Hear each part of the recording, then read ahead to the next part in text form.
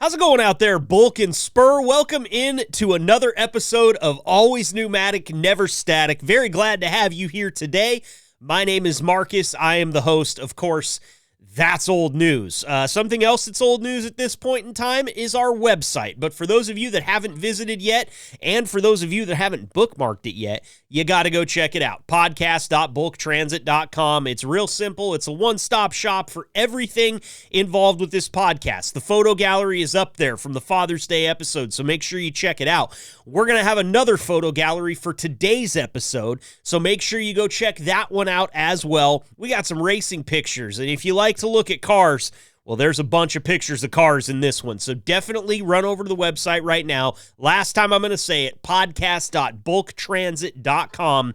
That's your spot. Now, if you want to get in touch with me for anything, be it maybe you have an episode idea that you'd like to hear, maybe you want to get on the podcast, maybe you just want to call and clue me into something. You know, drivers are so good at networking with one another, and what I've found is, as I've done, we're close to 400 podcast episodes that I've made for this company.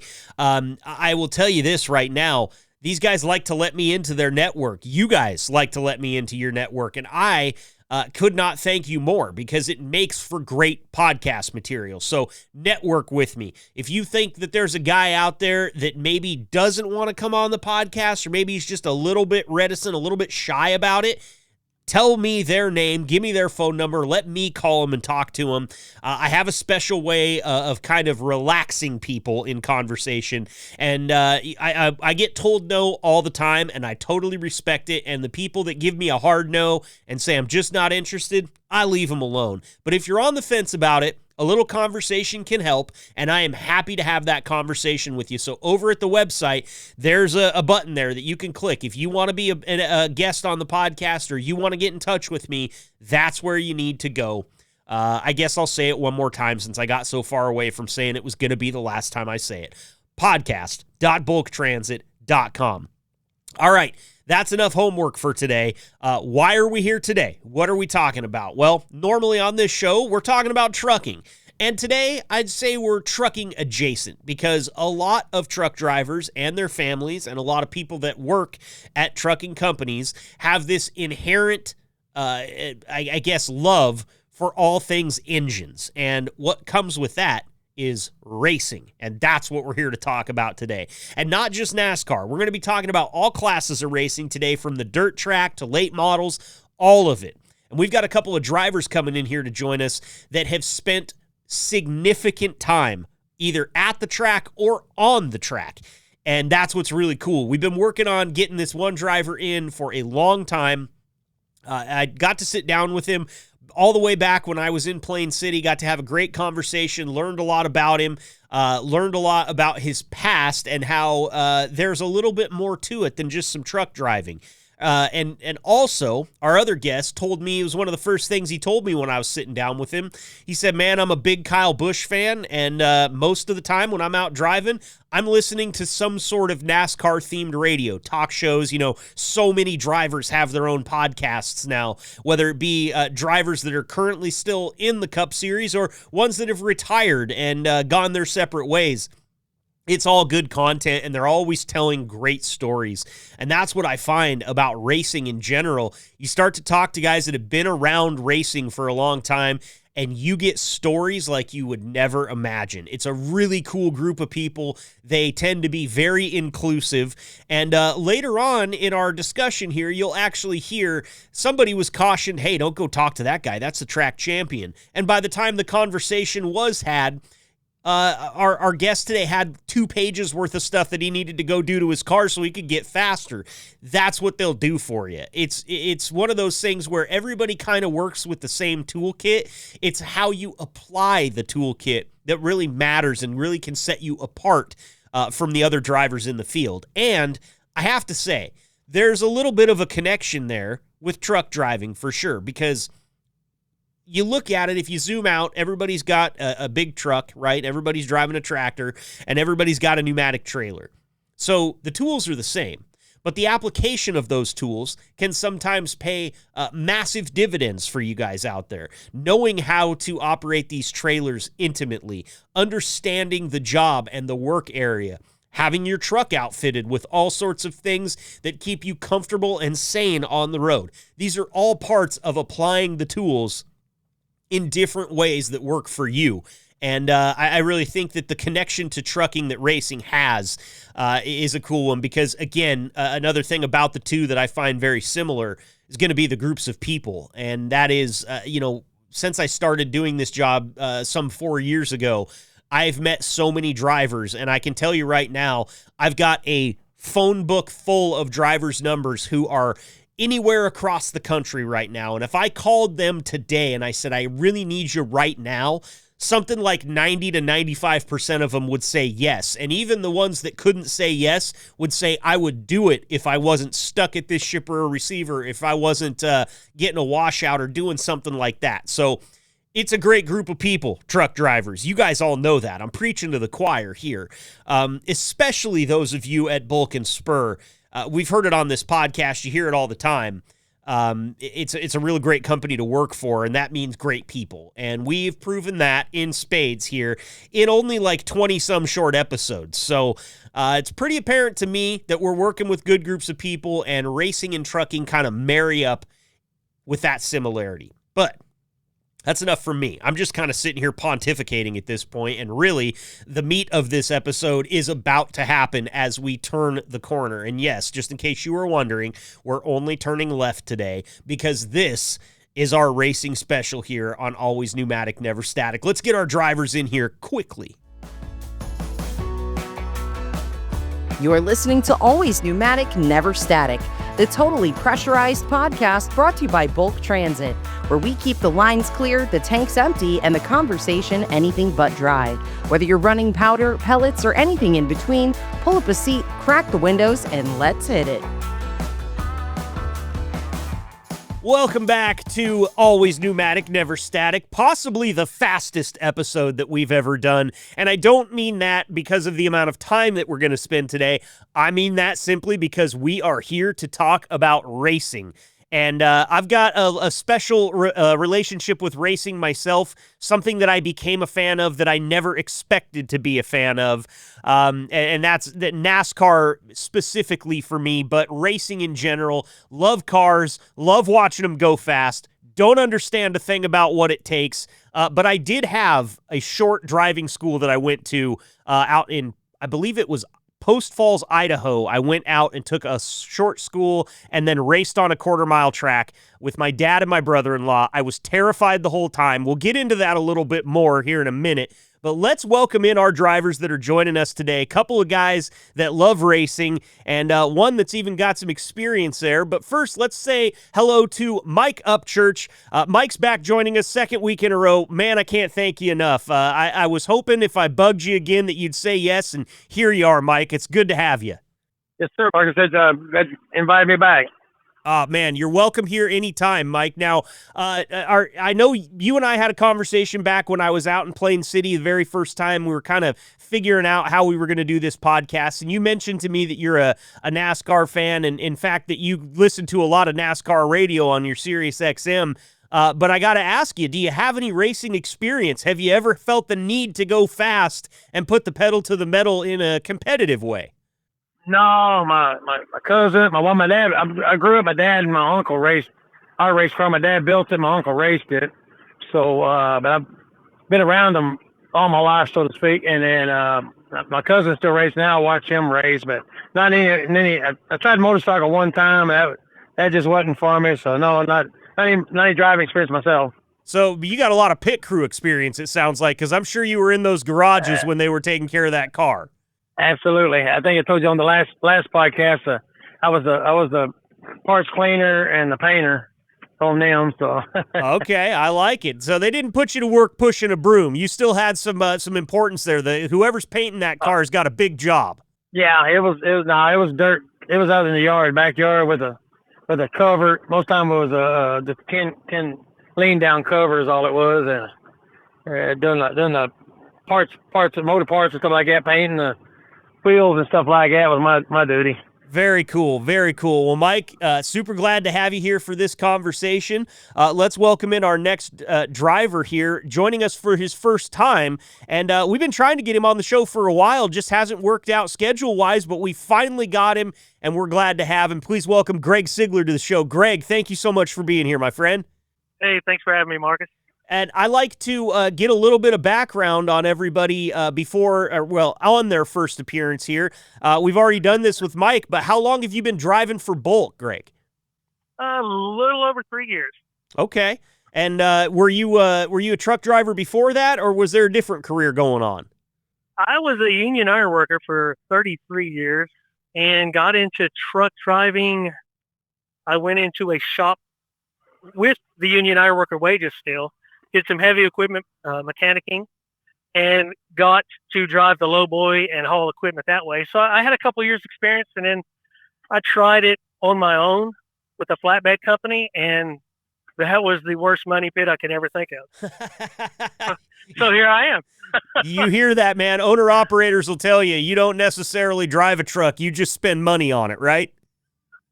Yeah, I think our first load, I blew a turbo 10 miles out of the shipper. Oh, wow. My most profitable week, I think I made $58, and that was when fuel was at $6 a gallon. So it was fun. It was fun. A learning experience, if nothing else, right?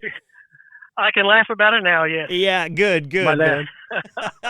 My dad had a couple of bobtail trucks that a tandem and a bobtail he all the asphalt with. I lived across the street from him. Every time I heard that beep, backup alarm coming on, it was something to go work on. Yeah. Always. Yep. I'll tell you, man, I've done a lot of podcasts with other companies and other fleets, and we've kind of touched on that owner-operator thing, and it seems like every former owner-operator that you talk to will tell you horror stories about just being worried about whether or not they're going to be able to make the next trip. Are they going to be able to get enough money to fix the truck? And, tires, fuel, all of it goes into the insurance is crazy. I think company driving's the way to go, man. If you were to ask me, I wouldn't want that responsibility. That's for sure. Absolutely. The first time I filled this truck up for bulk transit, I wasn't crying. I was like, all right, it cost me a penny. That's great. That's great. Well, fellas, we're here to talk racing today, and we got a lot to get into because Greg has a very extensive history involving racing as well. In fact, Greg, let's get into that real quick just so we can continue to kind of introduce you to the audience here.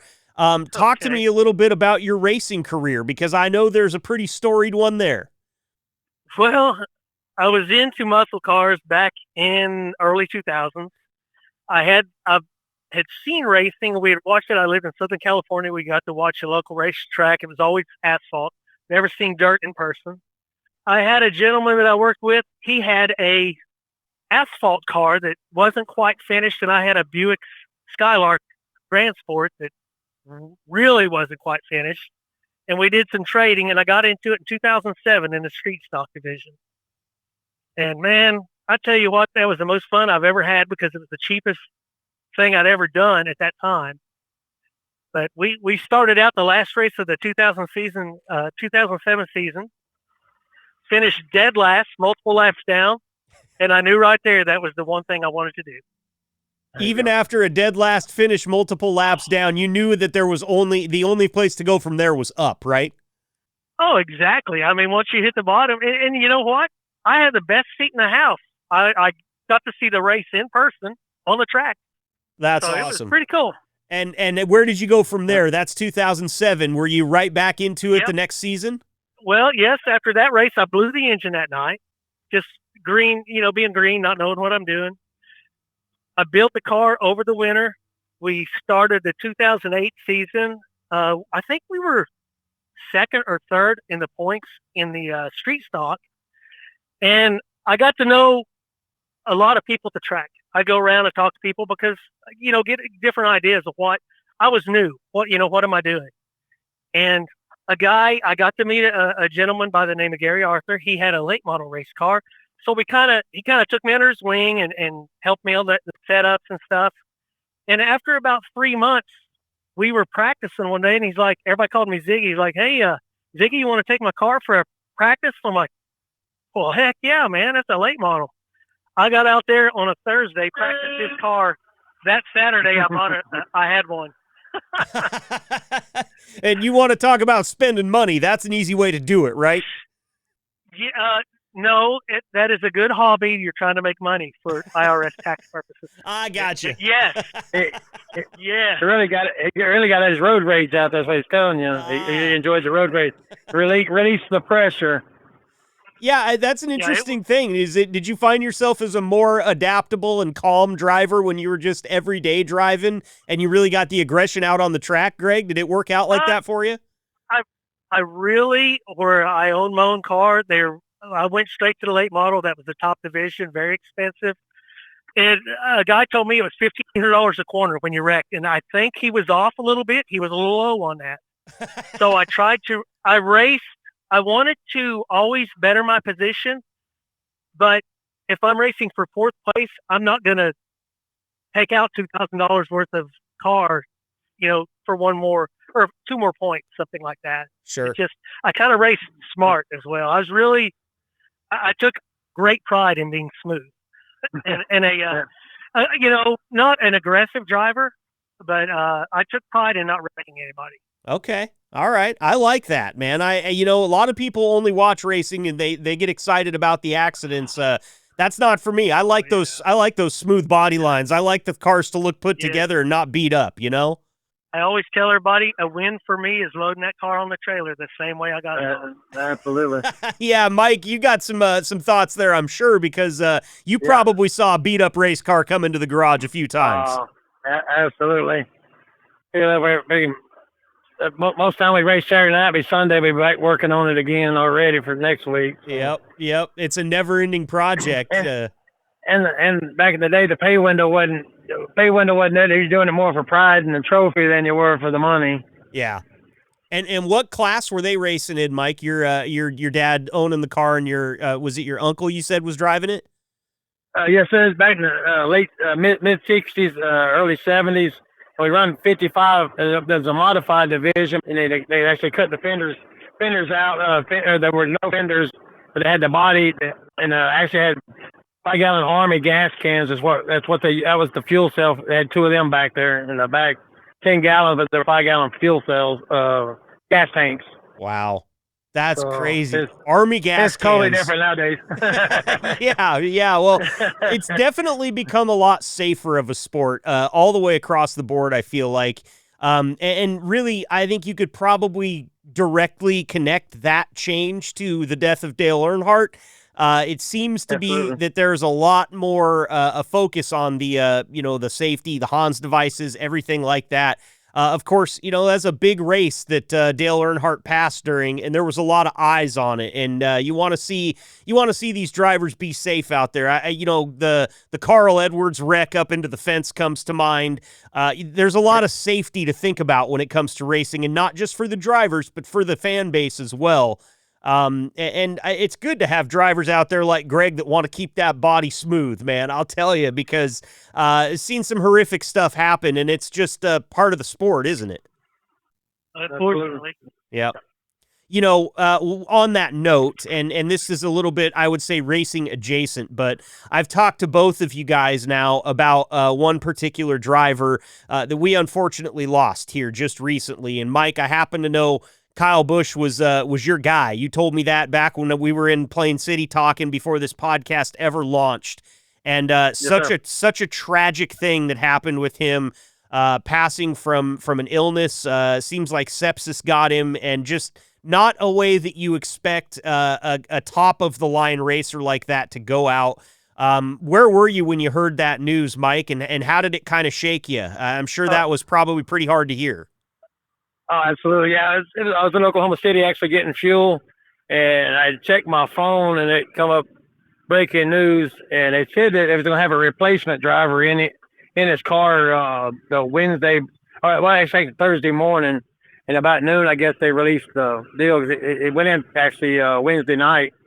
That's when he was in the simulator over there. Then they got rushed to the hospital that evening, and that morning didn't look good. They was going to get a replacement driver, and then it was right around noon, 1 o'clock, and I thought it was fake, that fake news coming across, but it started blowing up on all the reporters that do NASCAR, and they hit me like a ton. I was like, oh, seriously, that's just haven't, but I could think of things beforehand. A few bad years already, just doing it, and just wasn't sure how this year was going to go, and I got to worry about that now. Yeah, man, so sad. And Rowdy, one of those drivers that, listen, I'll be honest with you. Back when I was really into NASCAR, he was the guy that always stuck in my craw because it always seemed like he was involved up there at the top of the leaderboard somewhere. And if he was in range, you had to worry about him because he was a very talented driver, and not just in the Cup cars either, man. That guy's won, what was it, Mike? Almost 500 races across all classes? 224 area. Oh, 224. 224 area. I was giving him even more credit, but still. Eddie's got the 200, 200 plus, and Kyle's got him across all three divisions, and late models and stuff like that. So he's raced legends and late models and all. So he probably up in that range you're talking about with all the deal. But the top three is at like 220, 221, 224 area. Wow. Just an amazingly talented driver. Like I said, always involved somewhere around. And one of the things I will say about Kyle Busch, I don't know if there was a more entertaining guy when you got to listen to his in-car comms. Absolutely. He wore his heart right on his sleeve. And every time they came in there, I just would wonder, as a guy who, I've done terrestrial radio, and there are what we call broadcast licenses, and the FCC will take your broadcast license away if you swear too much and it goes over the air. I always wondered how big of a risk they were running with Rowdy when they turned his in-car comms on, because he was colorful. That's the reason I started following him. I was a Mark Martin fan. I think I told you before, I was a Mark Martin fan, and he was retiring, and I was at Texas Motor Speedway, and Kurt and Kyle come across there, and I got Kyle, and little to know he was switching from Hendrick to Gibbs, but everybody booed him and shooting in the finger and all the whole everything going on. I told my wife, that's my driver right there. Nobody likes him, and at the end, he got the 2 championships and all. Everybody started bandwagoning. You see a lot more of his memorabilia and stuff on there. So yeah. Well, may he rest in peace. Like I said, so tragic. And Greg, you and I talked about it a little bit. You told me you weren't really a fan, but man, the respect just pours out of you for a guy that's that talented. I wasn't a fan until he went to, I think it was Richard Childers, and then seemed like he was just in sufficient equipment. It just wasn't up to par, and he was making something out of nothing. He was a natural talent. Yep. And natural talent. When he got hooked up with Joe Gibbs, it was really that was kind of a match made in heaven there for a while. I remember that. For me, being as big of a football fan as I am, I was always interested in the Joe Gibbs racing team, just because I always wondered what kind of coaching mentality he would bring to that team. He seemed to be pretty involved, and I always just thought that football to racing connection was really cool. Maybe that's just me, but just sad stuff. And, we might as well mention this too. We lost Greg Biffle recently as well. Yeah. Greg Biffle was a fantastic talent too. Not nearly as many wins as what Kyle Busch had, but again, just a tragic death, a plane crash, not what you expect. People that are fans of racing are used to hearing that race car drivers passed away in a race. But to hear, mystery illness just grabs a 41-year-old seemingly towards the end of his career, but also healthy enough to keep racing for years if he wanted to. And, of course, Biffle retired, but you see, losing some of his family as well in that. Just tragic stuff here lately for NASCAR fans. And I feel like we got to get that talk out of the way first, because I want to be respectful and actually share our thoughts on that and not just leave it on the back burner for people listening to this wondering when we're going to bring it up. Right. He had a truck in the Kennedy championship, but he never did get the cup. But he'd been the first one to get the championship in all 3 divisions. Yep. And that's the Truck Series, the Xfinity Series, and the Cup Series, right? All right. Yes, sir. Yep.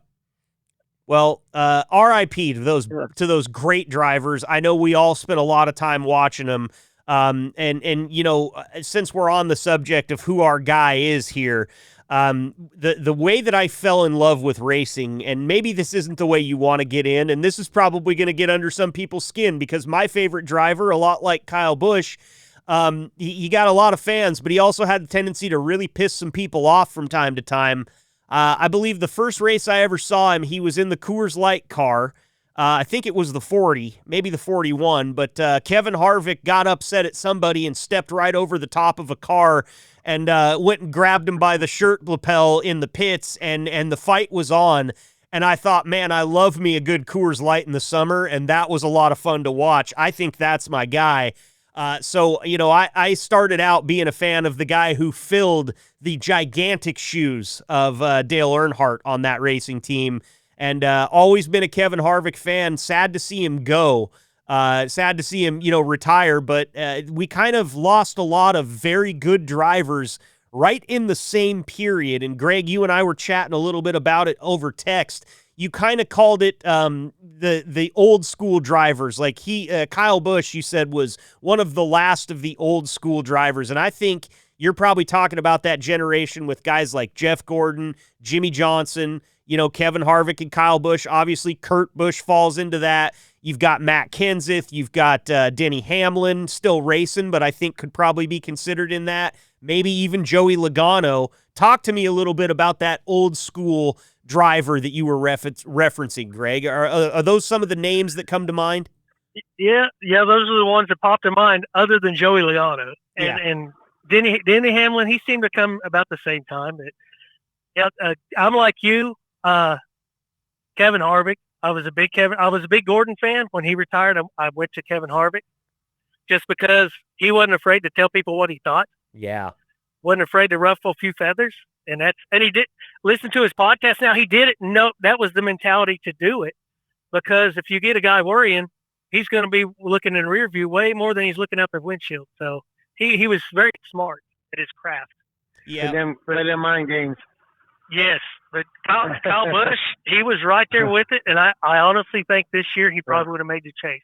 Yeah. Yeah, I think so. Mike, do you sneer at all when you hear that I'm a Kevin Harvick fan? No, we had plenty of rivals, and they both on their truck teams and stuff. So it was really, I had a whole lot of respect for him. Absolutely, yeah. And like you say, you feel the shoes. It's hard to believe he come in and on the podcast, on my Sirius radio, they got Chocolate Myers with his fuel gas man on there. So listen to him tell some of the stories they tell is pretty amazing. Pretty amazing. But Earnhardt, and like I say, but them switching over to Harvick after Earnhardt's death, it was pretty. A lot of stories are pretty interesting. Strong team. Yeah, I couldn't imagine being the guy that gets tapped to fill those shoes. I mean, Dale Earnhardt is one of, if not the greatest. And maybe I'll ask you guys that. Who do you Greg and Mike both, who do you guys think is the greatest driver of all time? Now, there's a whole generation of people out there that are like the Michael Jordan generation. They say it's Richard Petty, full stop. There is no going back to it. But I might argue that the competition was a little bit stiffer for Dale Earnhardt. Richard Petty won a lot of really good races, one hell of a talented driver, no question there. Greg, I'll go to you first. Who do you think is the greatest driver of all time? I was hoping he was going to go to Mike first. That's okay. Of all, I don't know that I could pick one greatest driver of all time, because I mean Dale Earnhardt without question, because I don't want to get shot out here. He was the best. I'm looking around see if anybody sees me. I mean, he was really, really good, really good. Then you had talent. You had Jeff Gordon, like you said. You had Matt Kenseth. It was just different types of racing in different eras. Yeah. Everybody thinks Richard Petty's the king. I think Richard Petty brought it to the forefront. Mm-hmm. And then I think Earnhardt, and let's see, is that Bill Elliott? They had some good rivalries. Jeff Bodine. I mean, that's what got people hooked. And I think a lot of that's missing in today's NASCAR. Yeah, But I can to pick definitely. one, I don't know if I could pick one. It would have. I mean, like you got to give Dale Earnhardt his props. I'm a Jeff Gordon fan. I like Carl Edwards. I mean, there's just so many. You'd be excluding too many. Yeah, that's true. And here I gotta throw my dad a bone here on this one. If we don't at least mention Jimmy Johnson in this conversation, I'm gonna get a phone call. You know, I've never heard of her. Who is it? It's funny, man.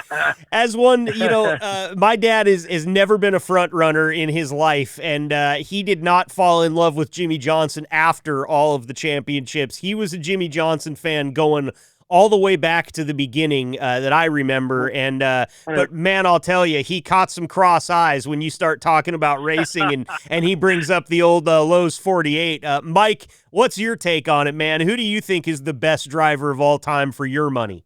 I think Kyle Busch. Yeah, I got to mention. No, it's probably Greg is a multi generation. Each one had their own set of rules and what do you call it, the scoring and stuff like that on the championship. But you'd have to mention, like say, the three that got 7. They're right there with Petty and Earnhardt and Johnson for sure. Yeah. The deal. But I'm like kind of like Greg. To pinpoint it down each one. I mean, even go down and out right now with Kyle Larson running Indies. You know, he's probably one of the very few that run the Indy cars. He's multi talented, and like I say, it's a generational deal to me. Sure. You could probably pick out the best driver in each generation as racing's kind of evolved over the years, right? Right. Yes, sir. Yep. I think that's a good way to put it. That way we won't upset too many people out there that are listening. So we kind of cover all the bases there. You know, sorry, go ahead. No, I was saying that race fans make whatever top 3 we put up there will be a totally different 3 for somebody different that you're asking. So yeah, absolutely. And what is it about this new generation of drivers, guys? I don't know if you're like me. But I have sort of gotten away from watching NASCAR as of late, ever since Kevin retired. Greg, that's why when you said to me via text the other day that it's kind of a new generation of drivers, I'm having trouble finding my guy now. I don't know who to root for because nobody has really stood out to me. I mean, they're great drivers out there, but I can't sit here and say, oh, I love Chase Elliott or I love Kyle Larson or any of these guys because nobody has really grabbed me like Kevin Harvick grabbed me. Greg, why do you think that is? What's going on with the new generation of drivers? Are they so focused on the driving and they're not playing the mind games, and that's why I'm not falling in love with them like Kevin? What do you think it is? I'll blame it the time of the generation. I'm just kidding. To be at the level they're at, they're all super talented. Yeah. They've got the funding. They've got sponsorship backing, and they are dotting all the I's, crossing all the T's exactly perfect. But nobody, it seems like we have no personality. There's no intimidator. There's I mean, we're afraid to ruffle feathers. Yeah, I can see that. And that's why I think Kyle Busch was really he had the chance. He always had a puncher's chance in this current generation because he was one of very few guys willing to do that. I mean, maybe Denny Hamlin, maybe Joey Logano might have the gumption to, but Kyle Busch was going to ruffle feathers. Mike, I wonder, do you see yourself gravitating to another car now that you're not going to be able to watch Kyle Busch anymore, or are you just watching for the love of the game at this point in time? No, Bell, Christopher Bell, my second driver. He's from 100 miles from here. He's from Norman, Oklahoma. So I'll probably get to him, but he's not rowdy. He's more a Mark Martin. You know, he's kind of laid back and let the racing come to him. But you're talking about one that's kind of right now that's catching everybody's eye right now, and a lot of the fan base. Carson Hocevar. Yeah, definitely. He's a little wild on the edge. Yeah, he is. And aggravating everybody. Right. He's catching everybody's eye, but maybe for the wrong reasons right now. Absolutely. Yes, sir. But that's the reason you follow. That's trying to follow Kyle Busch because we was at our campground out there at the while back, but a neighbor had out there a campground, and we spent out there probably 10 years, and he always knew I was a Kyle Busch fan. And he'd come back and he'd tell me where Kyle plays. I said, I know, but you were watching him you knew where he was at, know. So you were watching him, you knew where he was at. Yep. Oh, that's but yeah, sorry. They got the young guys right now, man. They got, as Greg was saying, they got the money, they got the talent, and some of them jumped from trucks to cup. Some of them, doing it. So they got the backing, the racing, and just a matter of getting the experience now. Yeah, it is. And who knows? Maybe in 5 years, one of these guys will stick out to me, and I will be back to buying the merchandise that's got the car number on it. I haven't bought myself a hat since my last Kevin Harvick hat, and I will say this: I've only been to, I think, 3 NASCAR races. They've all been in Las Vegas. And got into playing some fantasy NASCAR back then too. Of course, love to put some bets down. They've got this thing in Vegas you can do where you pick 4 drivers, and if any 4 of them wins, you win that bet. And man, that is such a fun way to watch a race. You get 4 guys that you think got a chance, and one of those races, all 4 of my guys were in the top 10 for almost the entire race. I mean, I was on my feet. I've got my Nextel, headset on. I got my little mini TV that I rented. I had so much fun, and a lot of people that have never experienced it would tell you, why would you want to go to an auto race? Man, it is a sporting event that you have to go see to really believe. And we actually went and saw the World of Outlaws races at one of those. I was sitting in the red section. I got sprayed with dirt the whole 9 yards, man, and I really had some fun. And then we ended up getting pit passes one year because they had gone to the same race in Vegas for a bunch of years in a row, my dad and his poker group.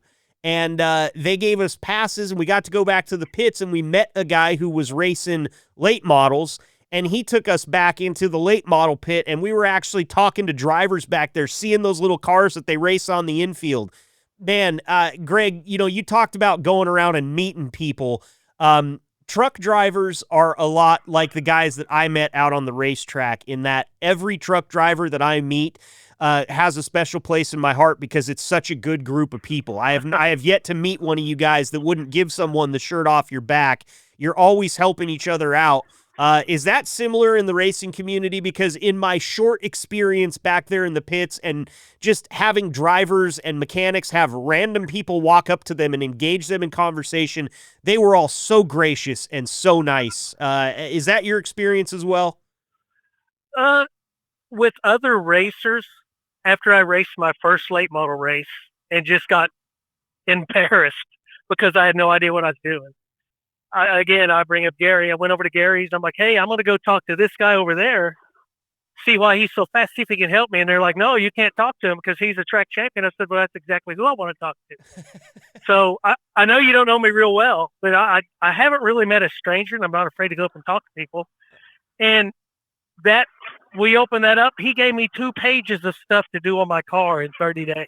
Wow. But we all started becoming friends.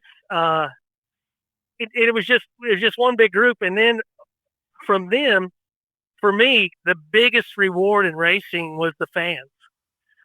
Like, they would have nights where you could put they would want cars to go over to the fan side right before, obviously not during the race, but before the race, you'd be set up over there, and I would let kids in the car, and just whatever they needed, I did for it. And that was so rewarding. But we would go to other tracks, and the other tracks were just, if you had a problem, I went to Corbin, Kentucky, had a carburetor go out. I had 2 other racers offer me the carburetors off of their cars that were in a division lower than me, but it's just the community.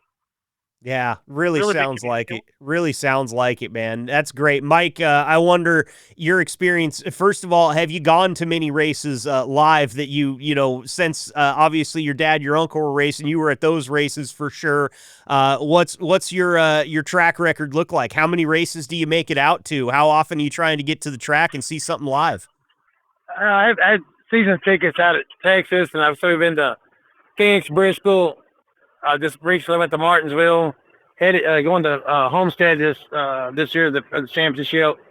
Dirt track dirt tracks I've been, well, like I said, my dad and I lived at the track, and then my cousin still races, so I go out there and watch him either in Oklahoma or over at Kennedale over here in Texas.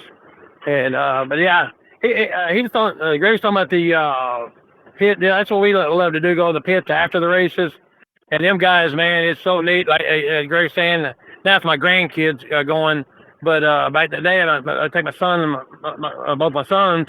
But now my grandkids go, and the guys, like I say, have a picture by the car, or they'll have little stickers or something like that, just to get the kids involved, and that's where you get your fan base from, So that's what it's about. Absolutely. And Greg, you're making lifelong fans when you do that. You've got the Mike there telling you about the experience.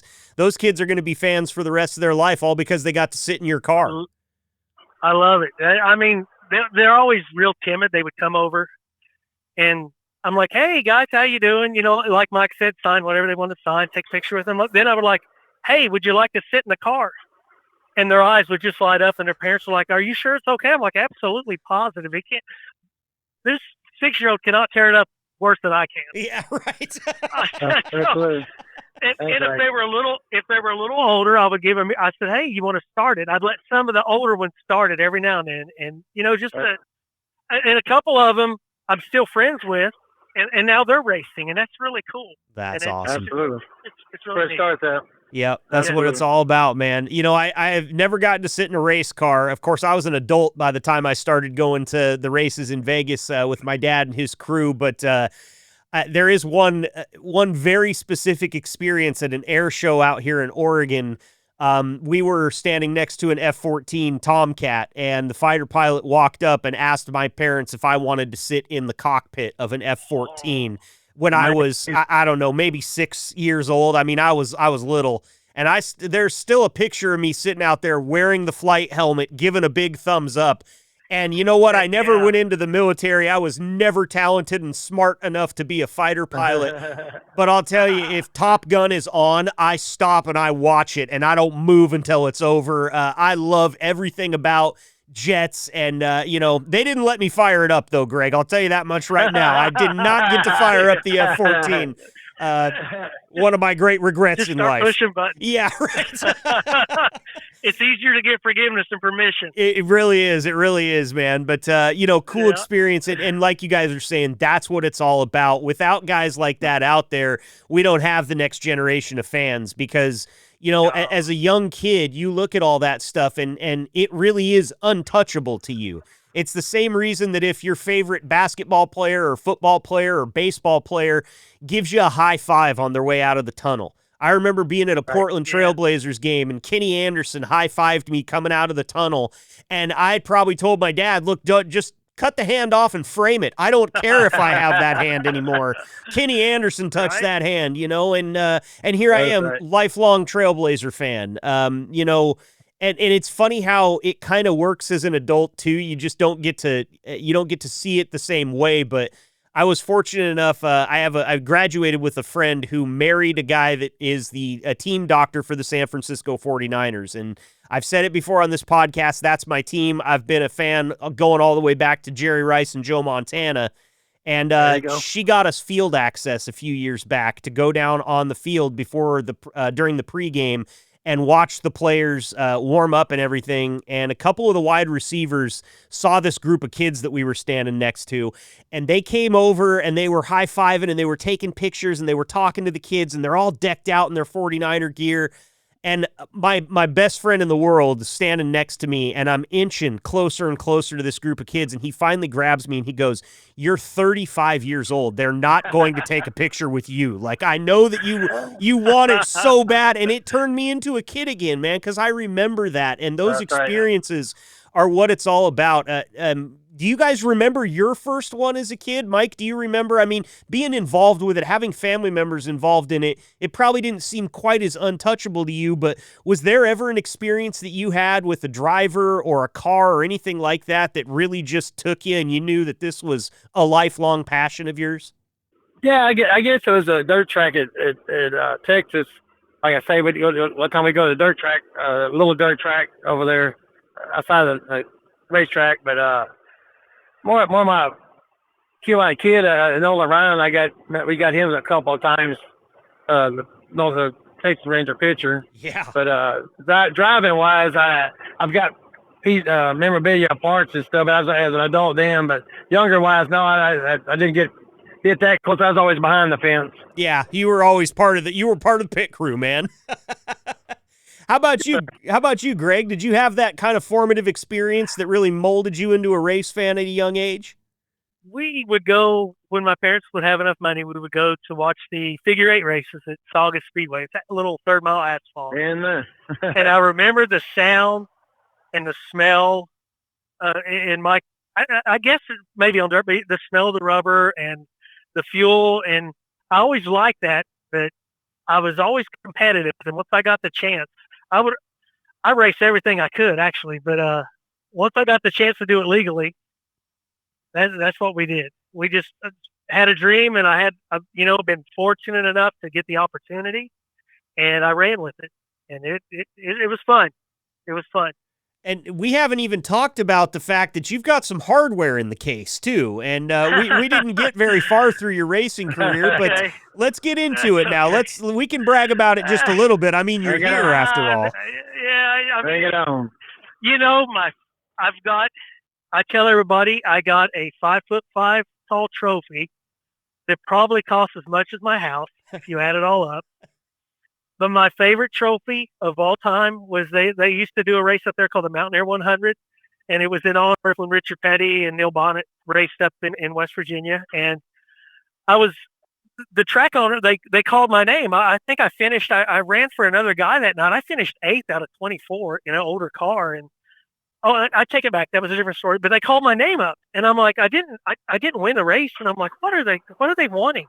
And they gave me, it was about a, I don't know, 16, 18-inch trophy. I was voted the fan favorite. Oh, and wow. that was so humbling. I was almost, I couldn't hardly speak.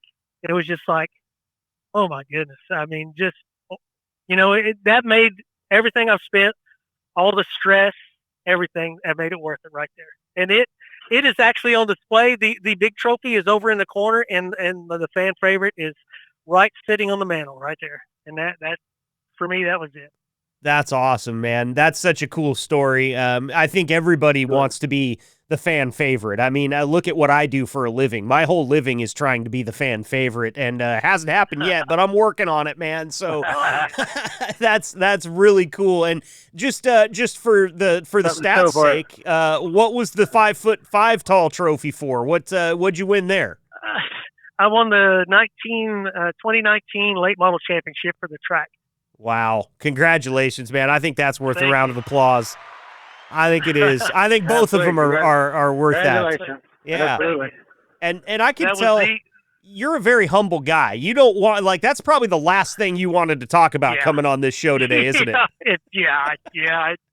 That's why I sent you the other pictures. I'm like, man, I don't, that's not what I'm looking for. Yeah, and by the way, if you want to see some pictures, Greg sent us a bunch of pictures from his racing career, and Mike, if you've got any pictures from back in the day when you're in the pit working with your dad and your uncle, or any pictures from taking your kids or your grandkids to races, we're going to go ahead and put a gallery up with this episode, so you can feel free and send those to me. I would love to have them. That's good, yes, sir. The rest of the drivers out there listening that didn't get to take part in today's episode, send me your pictures as well. If you don't have my phone number, you can call anybody really at the Plain City terminal. I would recommend Sean Stevens will get you in touch with me. Rachel will get you in touch with me. Any of the DeWolfs will get you in touch with me.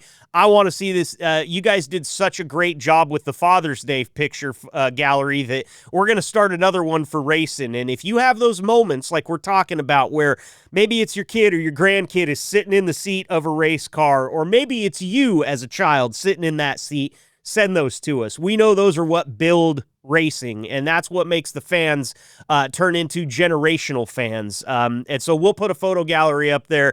Greg, I didn't want to hammer it too hard, but I knew that you didn't necessarily want to spend all day singing your praises. So thanks for playing ball. I didn't want it at all. You're welcome. Yeah, man. Appreciate it. Well, bringing context to this whole thing is a big part of it, and racing is a very special just thing. You know, it's like you said, Greg, like I raced everything I could get my hands on, and then I finally got a chance to do it legally. Man, I've raced a quarter mile in a 5-speed Ford Focus. It's all about having the road where nobody's at. In fact, that drag race was against a 1999 Ford Ranger versus my 2001 Ford Focus.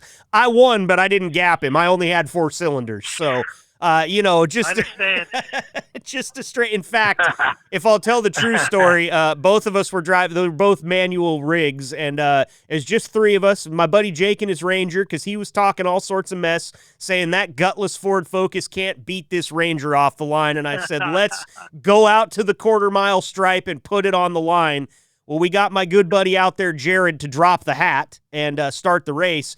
Well, he dropped the hat, and we both killed it. We were both too excited, dumped the clutch, killed them both right there on the line. Had to start the whole thing over again. Well, fellas, this has been a fantastic episode here. I just wanted to have some fun and talk racing with some drivers today, and I know this won't be the last one that we get to do. You guys have been with me here for almost an hour. Can't thank you enough for your time.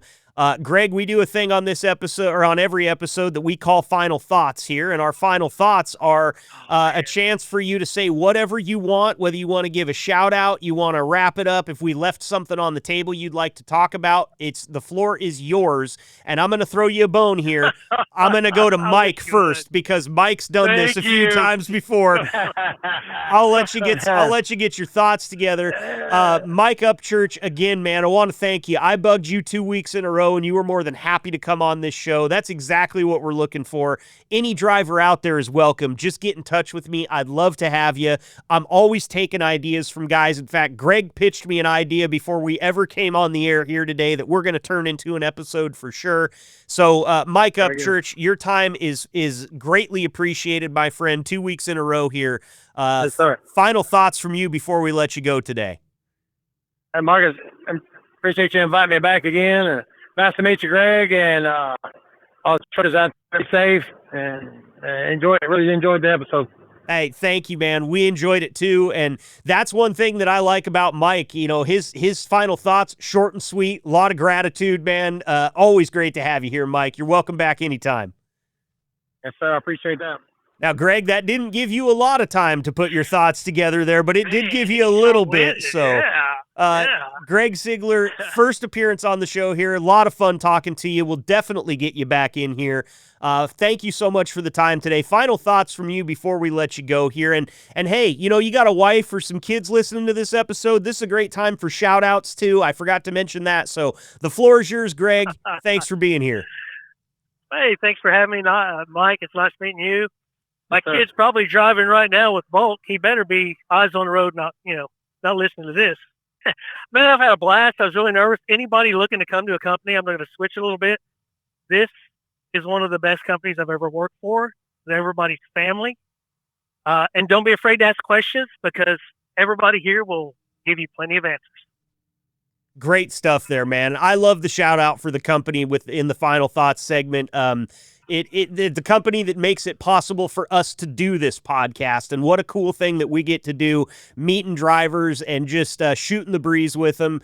Fantastic stuff from both of you guys today. We'll get you back on here soon. You guys be safe out there. We'll talk again soon. Thank you. All right. Thanks, Marcus. Thank you.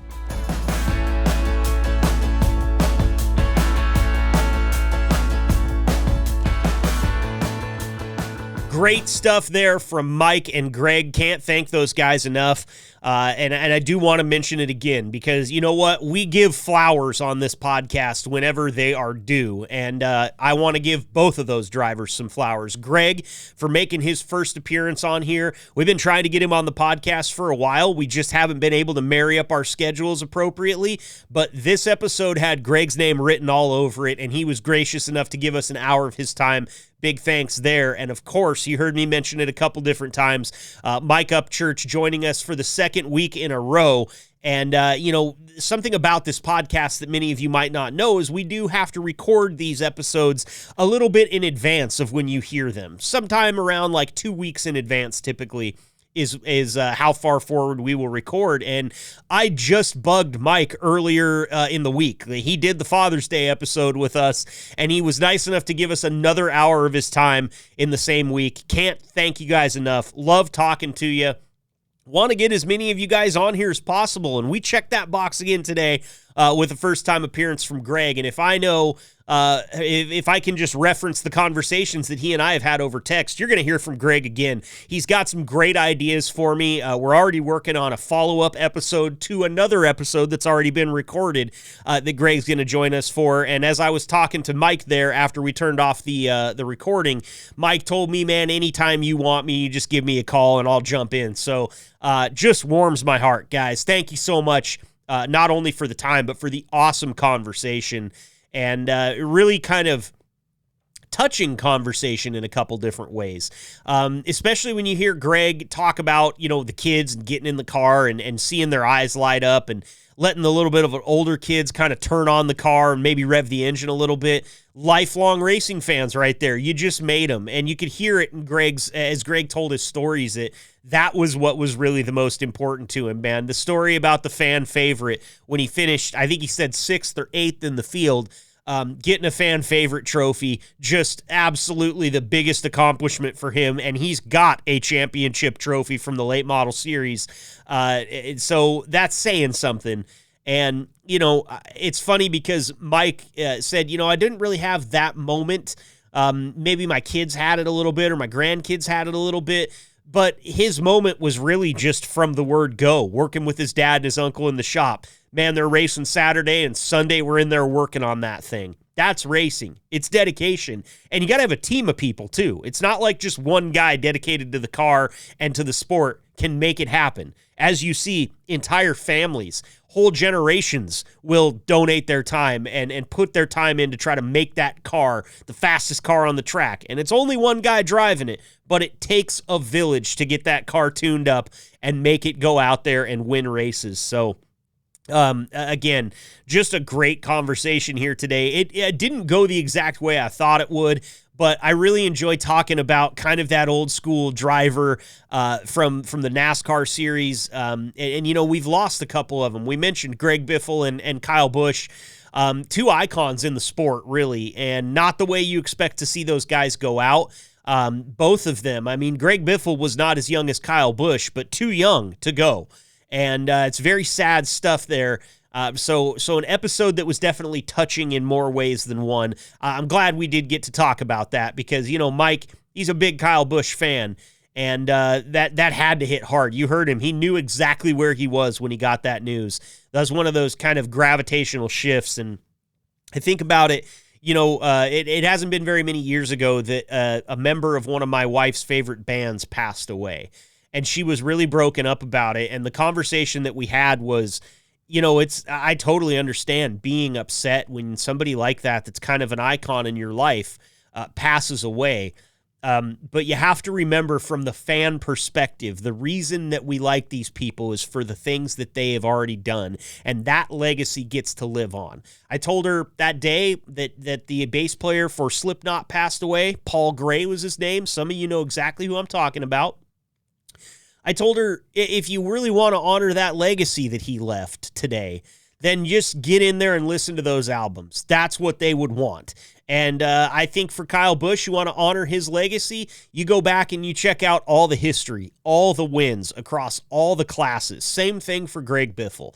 These guys had amazing careers. And even though Kyle's wasn't over when he passed, there's no scoffing at the accomplishments that he achieved. So we say here at Always Pneumatic, Never Static, rest in peace to those guys, all those drivers that we talked about that are no longer with us. Dale Earnhardt included, the Intimidator, changed the sport, really, when you think about it. And it's just a little bit of a snapshot of some of the great conversations that we can have. We're going to talk a lot of trucking on this podcast. That's all there is to it. It's a podcast made for truck drivers. So that's going to happen. But we have a little bit of latitude to work with here because the great people, the management out there in Plain City has said, listen, we know we got a great group of drivers, and we want to showcase the culture at this company. And what a cool episode to showcase the culture on. You had two guys who never met each other before, and we all just sat down and chopped it up and talked a little bit of burning rubber.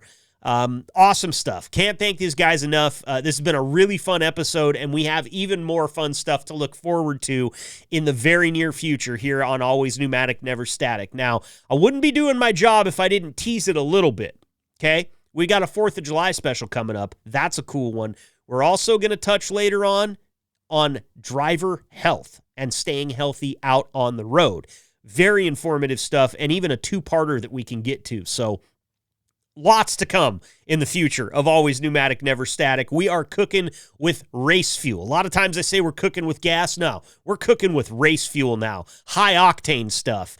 And you guys are all part of it. So don't forget to head on over to podcast.bulktransit.com. Shoot me a line. If you want to be involved in the next episode when we talk about racing, I want to have you. All I need to know is that you're interested, and we will make it happen. You drivers stay safe out there. As always, next week we'll be back with another hour of content for you right here on Always Pneumatic, Never Static. Take care, everyone.